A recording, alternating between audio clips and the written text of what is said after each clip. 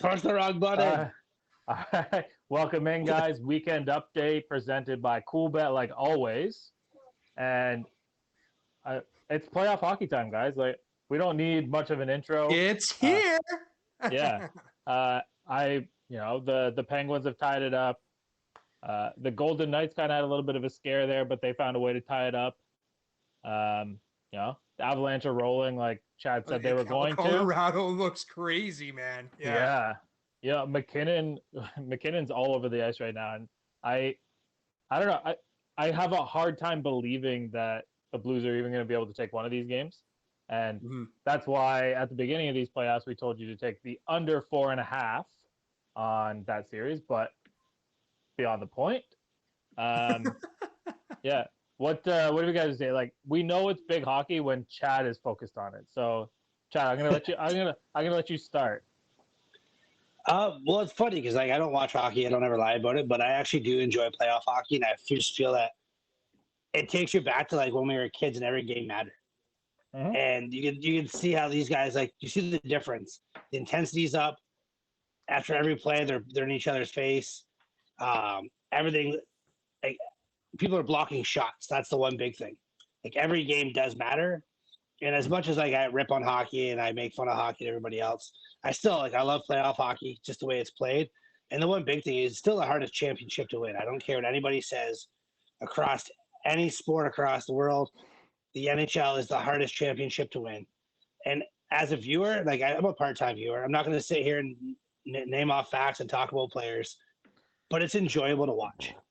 And that's enough for me. And so if I'm interested in hockey, everybody else should be interested in hockey. And if you're not watching, you guys are missing out on some just burners that have happened in the first round so far. All these games going to overtime, all these close games, and just the battles that are happening inside the game. And it's just, like I said, it's just fun to watch, it entertaining. And it's given something for me to do until football starts up again because I need something. Well, and because of the way that the playoffs were structured and the whole season's going this year, we're pretty much going to be crowning a cup winner, and there's going to be the NBA final, and then we're right into training camp in the NFL. Like, there is no lull period this year that we're used to. Just lovely. I hated that. Yeah. Holy shit. I don't know if you guys watched the Leafs game, but no, something bad just happened to Tavares. You guys will see it in a sec. But, he's dead. Yeah. No, he went to get up and he can't get up. So that's sad for that's a big hit to that series. And obviously, hopefully he's okay. Dude, but he's fucking Batman right now. He has no clue who he is.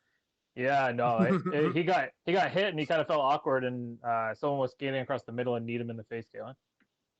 So, my gosh. Yeah, like he doesn't know where he's at. Sounds like a rivalry game. Yeah, no. Well, it was 100% unintentional. Like, it just happened. Okay. Yeah. No. There was no was the way he fell. Yeah, it wasn't dirty, but yeah, I mean, it looks serious to bring him out the gurney, but I don't want to get sidetracked. So, game that captivated my attention yesterday. Okay. The Bruins and the Capitals. These guys, all they do is play overtime. Yeah. And yesterday they went into a second overtime. And even you need to say this, Kalen.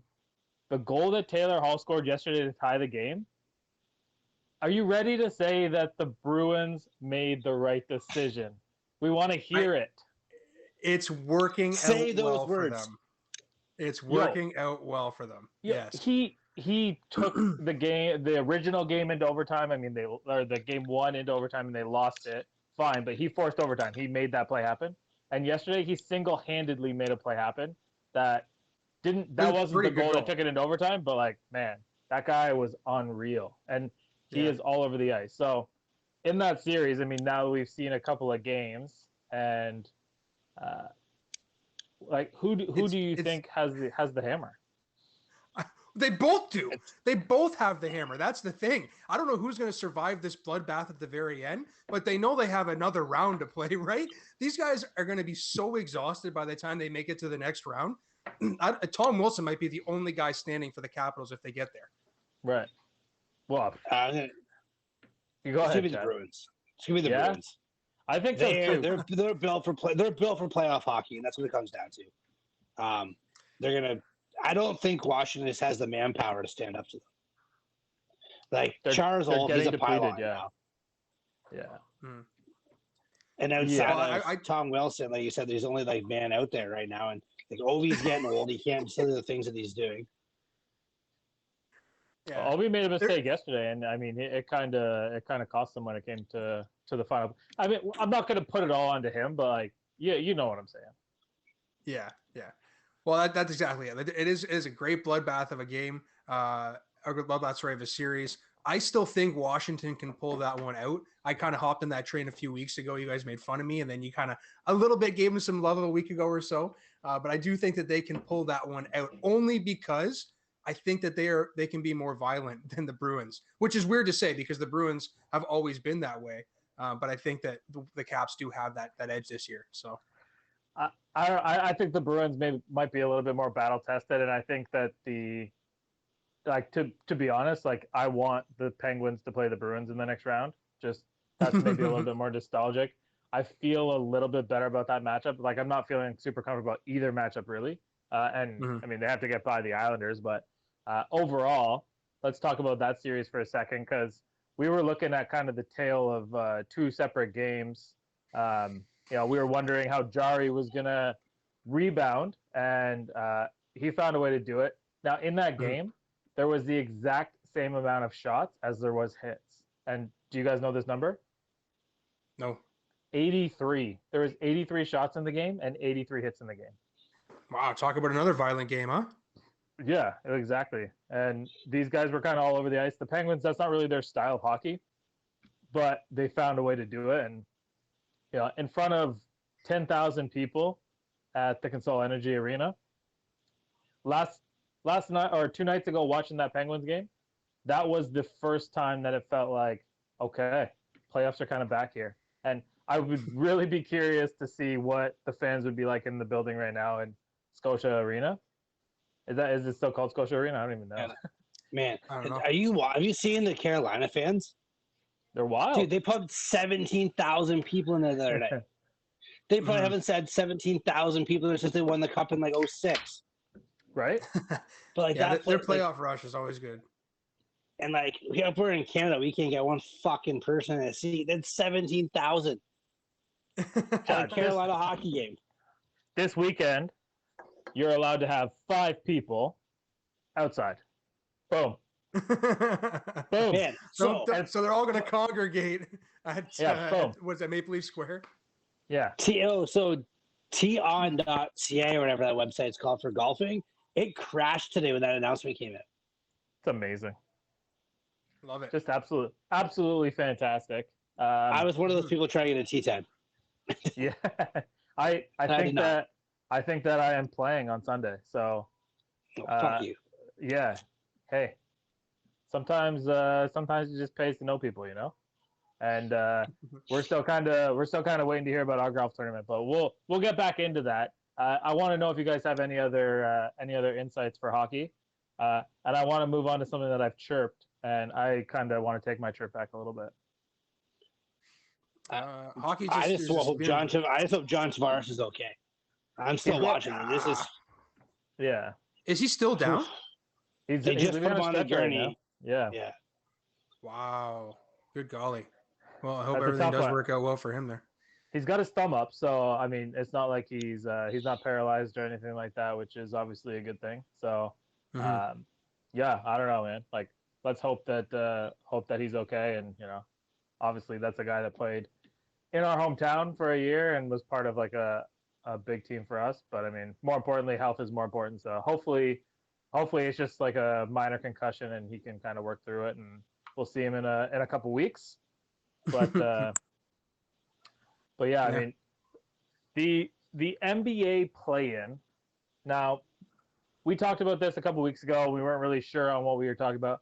I'm not going to take back the fact that I think that it kind of eliminates the regular season. It makes the regular season not so important. But I will say that the quality of play has been very, very good to watch. And I mean, the only game outside of the Hornets game. I was going to say the only game, with the exception, was that Hornets game. But I'm willing to. Oh, Indiana crushed Oh, them. the Pacers just smashed them. Yeah. I think it was a blowout after the first 8 minutes or so. It was already Yeah. done. But I'm going to say that the Pacers are just that much better than they are. I think that They're the a young Pacers team. might have been like massively underseeded and they were ready to play. But tonight is a bigger challenge for the Pacers against the Wizards. And I mean, we'll see how that goes. But even like the Celtics and Wizards, it was a great game. I mean, Jason Tatum Great played game. out of his mind. 50 points. I think somebody who was in another group chat that I'm in leading into that game had said the only way the Celtics win this game is if Tatum scores 50. Now, I think that Westbrook had a very off first half. If Westbrook had the normal first half that we're accustomed to, and then he kind of pulled it together in the second half of the game, if he had 2 complete halves, they would have won that game. I'm happy taking it and going into Brooklyn and see what we can do against Brooklyn, man. But that's the only reason I think we squeaked that one out. Being down Jaylen Brown is huge for our offense. We got Marcus Smart who's popping up 9 to 10 threes a game. That's just not going to work for us. So Right. Yeah. And for the Celtics, like they honestly looked pretty good. Like when it all boils down to it, I wouldn't want to be the team that's playing them as the 7 seed. But they're playing the 2 seed. So who's the 2 seed in the East right now? Is that Philly? Brooklyn. Brooklyn. Yeah. That's a tough start, man. Yeah, that's a tough start. So I mean, it's going to be a good rivalry game to play against Kyrie. You know how much I love Kyrie, right? So I mean, I love KD. I've always been a big fan of KD since Texas. So that's going to be fun to see him playing. It's going to be rough to see him playing against my team. We're going to have to see a complete team Celtics in order to match up against that squad down there in Brooklyn. Right. And then and then on the west side, I guess Memphis, they got up really big and then they blew their lead and they ended up winning still. Yeah. But what a roller coaster of events there for the fans, huh? I like Memphis and I would rather Memphis be the team. I think if I had to choose an NBA team, it'd be between Charlotte and Memphis just because of some of the players they have on their team. But Golden State's going to go in there and work them, I'm pretty sure. Oh, you think so? I think, Golden State proved something last night playing the way that they did against LA. They went into LA, they played their game the way they wanted to, and defensively they really showed up to at the very end when they needed to. Yeah. So, I think you're right. I think Golden State is going to have their way with Memphis. Yeah. I'm also I don't know. I'm kind of surprised that a Lakers team was able to get up for the game. And I'm not going to pretend like I watched the game started at fucking 10 o'clock at night, which I mean, that's absolutely absurd. But for guys like that aren't notorious hard players unless it's crunch time, I'm surprised that they were able to like focus their attention for something like that. Dude, why is homeboy fighting Perry? Sorry. Well, I think it was Perry that hit Tavares originally. No, it wasn't. He was the one who hit the knee. This is just Montreal-Toronto rivalry, man. Setting the tone. Well, a lot of years. I mean, that was a clear retaliation. So, I mean, we're not watching the game. Maybe something else happened. Like, I can't hear what's going on. Maybe something else happened or whatever. But, yeah, that looked like it was pretty premeditated, and that was Foligno that went after Perry there. So, yeah. We'll see how that goes. And so for tonight, you think the Wizards roll by the Pacers? Oh, if Russell has, again, if you had 2 complete halves, that game was theirs last night or the other night. So I do think that if he plays the way that we're accustomed to, that we're normally seeing, then they win against the Pacers. Yeah. Bradley Beal's been a pretty solid player too, even though he's hobbled. You could tell he's not 100%. But I'll never count Beal out. He's tough as nails, man. Right. And then, I am kind of interested in the Memphis Golden State game tomorrow, but again, we'll see. Watch out for our bets because I'm sure we'll have something on it. Because the only thing that makes playoff sports better is betting on it. I Coolbet, of course, over my shoulder here. Yeah, Chad, I'm gonna say that you probably didn't watch a whole lot of this basketball, so we can just move on to my favorite sport. Yeah, water polo. Bowling? Yes, curling. Yeah, we're gonna move on to curling, and hey, I bet on a lot of curling during lockdown. Yeah, so... yeah. Well, that's because our boys at Coolbet have a team in curling, so we would surprising one of the better drinking sports, right? Well, yeah, of course. But I think we should get a team going. There's 4 of us. We could get a team. We could get a curling team going. I bet you that none of us could roll down the ice upright and hold the rock. I bet you. I I don't- bet you Liam could. Liam's And got that no, new knee. no, man. Liam would be on his ass with his head split open. Liam, Yeah. I had your back. I had your back, Liam. Yeah. Yeah, right. Yeah. So so your sport. let's talk a little bit about baseball because we're on a historic pace here for something that is maybe undervalued or underappreciated, and that's a no-hitter. Now, typically in baseball, a no-hitter happens 5-6 times a year. The record is 8. The in second would it's 7 has happened 3 times. I mean, none of the dates are really relevant.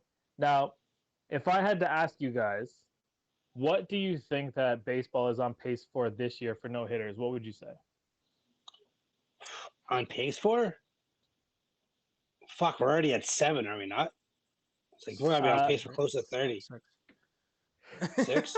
I think that we're at 6. Yeah. So the 28, 29, somewhere in there. Jesus.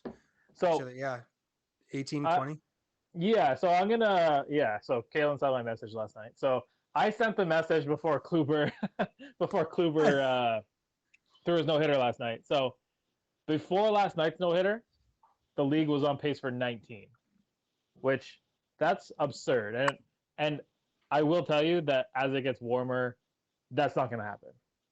But where we're at right now, this is the most no hitters that have happened in any season before June since 1917. Mm-hmm. So That's wild. It's a couple of years. So you're telling me There's been a that couple wars since then. Yeah. The strikeout rate continues to go up year over year over year. Every single year, right? This year they're testing a new baseball, and by testing the new baseball, no hitters are skyrocketing. Now, conspiracy theory would say, what is going on with this baseball that is making it so that it's so easy to spin? So, do you guys have any theories? Do you think it's the guys aren't playing small ball? Could be. Teams aren't playing small ball, so you're swinging higher for the fences. You're not just making, a lot of guys aren't just making contact. Yeah, could be. Could be part of it. But yeah, like there's got to be not some of the ballers. The pitchers doing their homework now. Yeah. I think it definitely could be with the advanced preparation for batting. I'm sure that's going to be, or pitching is going to be there. I think it's going to be something with the ball, the way it's made, though. Is there something in there? Something with the thread work, Shane? Tell me. What's going on? I think that the ball's a little bit softer the way that it's developed, and ultimately it's leading to softer swings. And we saw a little bit of it when the Jays were in Dunedin, where a ball looks like the players think that they just hit a home run, and it turns out that it's caught at the warning track. So yeah, what was that guy from the Dodgers? I think did that, right? And then he had to give. He was running on the way to first, threw his bat and everything. You know what also I saw too? Though was the ball that blew up, right? There's just been a couple of balls that have blown up this year already, right? Is that right? I haven't seen that.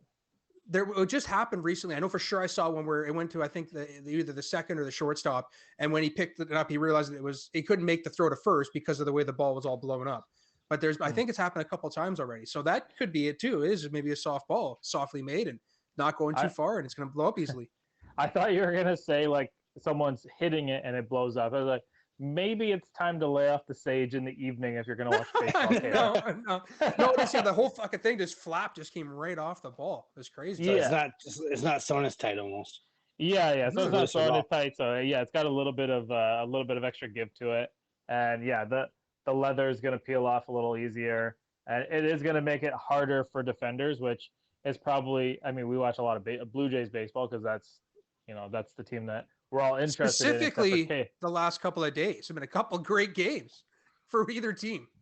Yeah, well, I mean, and tonight the Jays are up big too. So they're just kind of trading blows there. But I mean, we see tremendous amounts of errors coming out of the Blue Jays, not so much anymore. But I do have a theory on that, and we'll get to that in a sec.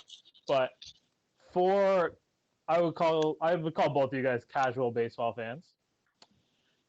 Would you guys rather see home runs or no hitter? Oh, Home runs Yeah, all like day. yeah. I mean, you're watching Jacks. Like, would you rather watch Mark McGwire, Sammy Sosa, or Max Scherzer right now versus Kluber had his last night? So we'll just say Corey Kluber. I don't know. I think I want to that see bombs all day. Yeah. I think I might take the opposite route, only because there's been some. It gets really fun when you get to that 7th, 8th, 9th inning when the buildup starts to happen, and then when the no hitter happens. I mean, there's maybe potentially 1 or 2 home runs a game. Nobody talks about that tomorrow, but the no hitter is certainly talked about. So that's where I think for me it just becomes something that I would rather, I enjoy watching it because it's becoming more and more less rare, but it is something that was rare that we were able to talk about for the next day or two. Right. I think the hard part is that, like, as a fan, like for the casual fan, a lot of guys aren't making it to the end of the game to see that though, Kalen. Like if I didn't get the update on my phone, I would have known that was happening last night. Right. So like to keep someone's interest, if you're not a complete real baseball fan, I think it'd be hard to sit there and watch a pitching duel like that. I know I would if I was on. I started noticing it. I've watched it on Shane's Basement before. Yeah. I think just for the odd fan watching, I think the home runs are what they're there to see. People just want to see the ball go. Right. Yeah. It's far easier to determine like, holy shit, how far did that ball go to be other than like, oh, what do you think his next pitch is going to be? But like, that's what I usually do when I'm in the basement with Chad. Like, yo, he's got to go high fastball, and then he throws a curveball and it gets jacked. So like, but like that's the kind of stuff that I think it gets jacked until it fades out at the warning track. Yeah, this year for sure.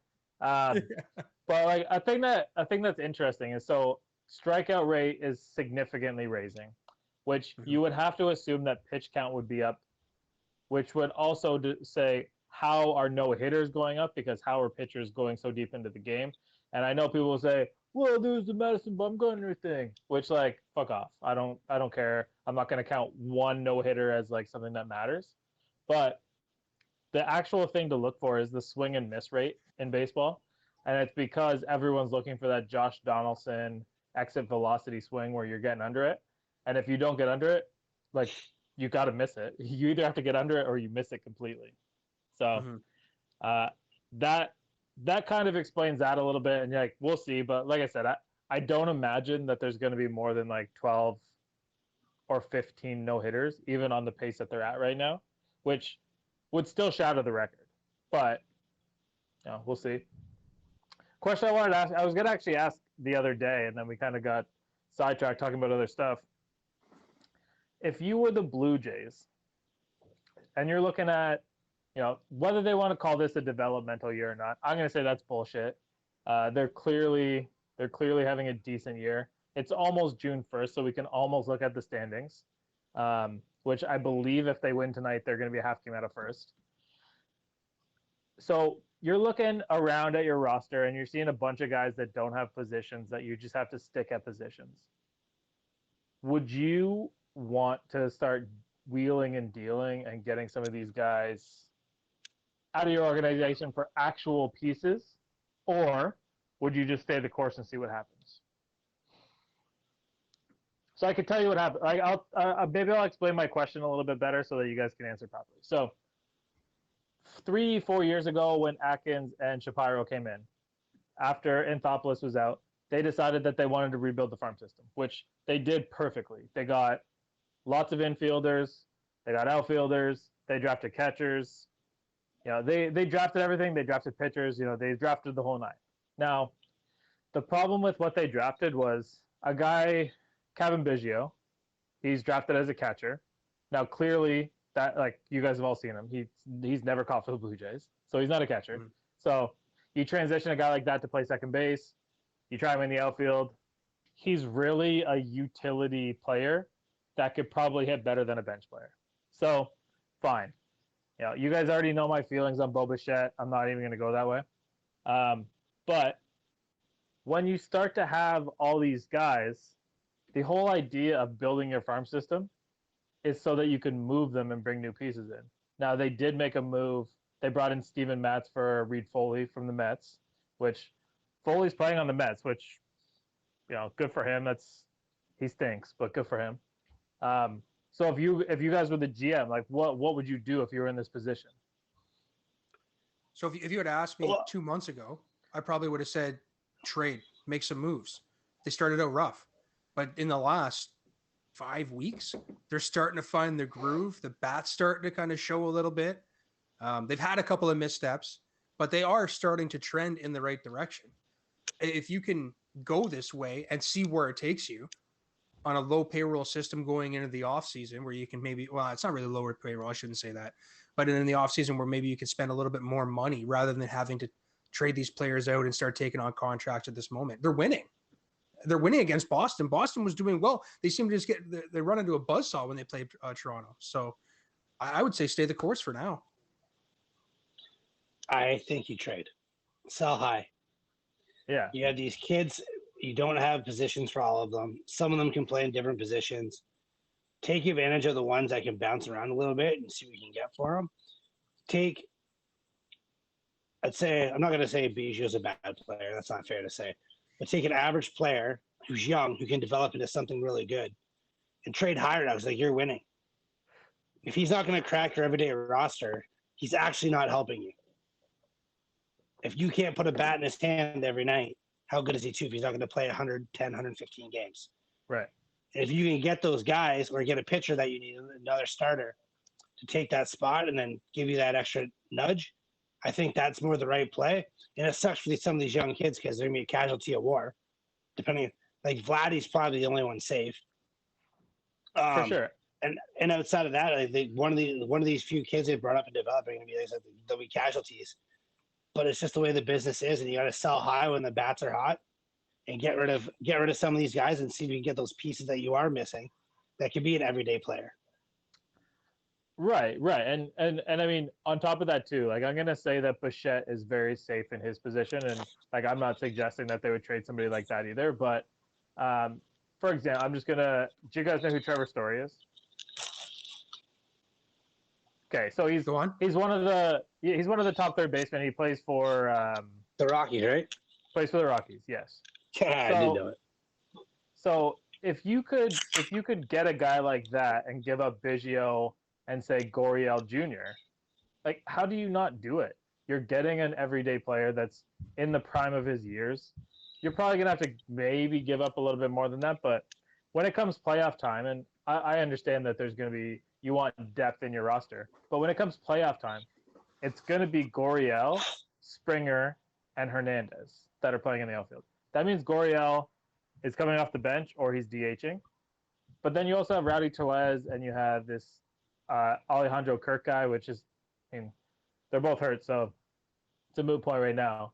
But Biggio is not on he's not on a starting lineup for the Blue Jays. Like there's no scenario where that happens. So I say see how things are. Yeah, see how things are as you're starting to get into July. And you could like a guy like Trevor Story, maybe the Rockies don't make him available, even though he should be. But if you can get a guy like that, you should absolutely be getting him. Bolster your pitching. Don't trade for rental players. Trade for guys that you're going to have for the next 2 or 3 years that you know you can sign long term. But yeah, that's my opinion. I'm sure you guys are tired of me talking about baseball.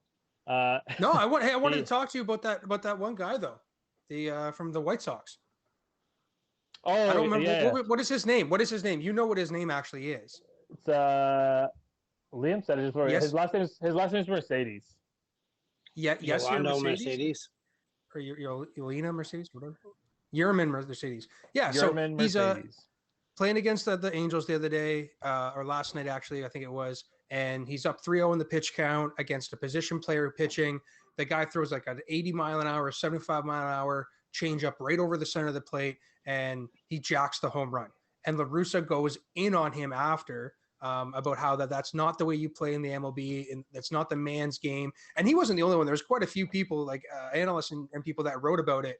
But there was also the opposite side saying, let them play ball in a game where the strikeout rate is going up every year. let a friggin' home run happen, because that's how you keep fans interested, as you guys were talking about. Yeah. But yeah, he just got absolutely lambasted by his own coach, how this was going to be handled internally, and he said something about how he's going to have to endure the consequences. Like, what the hell's going on, Shane? I didn't even know about this unwritten rule. So, first of all, that is a rule for losers, and there's no reason that you should ever not hit a home run. Now, I mean, a lot of people that watch baseball think like, why didn't you hit that harder? How is that not a home run? Like, how did you miss that pitch? It is really hard to square up a ball and hit it out of the park. I Like, can imagine. I can assure you that when this guy swang, he didn't think like this is a dinger. He's just like, yo, that's a juicy pitch. I'm gonna take it, because if you were his last name, whatever Liam just called him, something Mercedes. Yeah. So let's say you take the walk, and then you are on first base. Someone hits it into the gap, and then you got to go first to third, and you pull your hamstring, and now you're out for 60 days. Like, is that better? Is that better? I mean, so basically what Tony Russ is saying is, if we get up by a certain amount, the game should just be canceled. So I remember like playing house league baseball, and that was a mercy rule. So I'm pretty sure if there's a mercy rule in the MLB, people aren't going to watch it as closely. So why is it so necessary for this guy to come out? And anytime a coach has to publicly come out and call his own player out and can't do it face to face, I got an issue with that too. So yeah, that was a little bit weird, especially an old-time coach like that. Yeah, and Chad, I know you're not high on participation ribbon, so what do you think of that? Send it fucking yard. Yeah. Case closed. No debate. I don't want to talk about it. Yeah. I'm the guy that'll drop 100 on you in a football game and think nothing wrong with it. Fuck you, stop me. That's right. Next topic. That's where it ends. Yeah. That's where I view it too. Well, speaking of the no mercy, then we got to, at the very end here, we got to give a little bit of mercy out to Pilar. The guy took a 94-mile-an-hour fastball off the face. I don't know if you got the chance to see it or not, Shane. Did you see it? No. I saw the interview. God. He had he has the face covering, right? And he had happened to duck and turn. If he didn't duck and turn, it would have hit the face covering, but unfortunately took it square off the face, blood everywhere. It took him 5-6 minutes after to clean up all the blood, and then interview the next day, like Chad said. It's incredible. Like, people want to talk about the tough guys in hockey and playoff hockey. They're going to be tough, but that's pretty crazy with the way that was lined up like that, and taking a fastball off the face and being able to just at least walk off the field. My God. Yeah, no, it's pretty wild. Like, a baseball hurts. Like, it hurts a lot. And for anybody that hasn't played or hasn't been hit by a baseball, I'll tell you a quick story and then we'll get out of here because Liam's about to cut us off anyway. So I remember playing. We were like, and you probably saw my thumb after, Kalen. Like, you would remember this. Like, we were playing in a tournament and I got hit, but I turned and my thumb got sandwiched between the ball and the bat.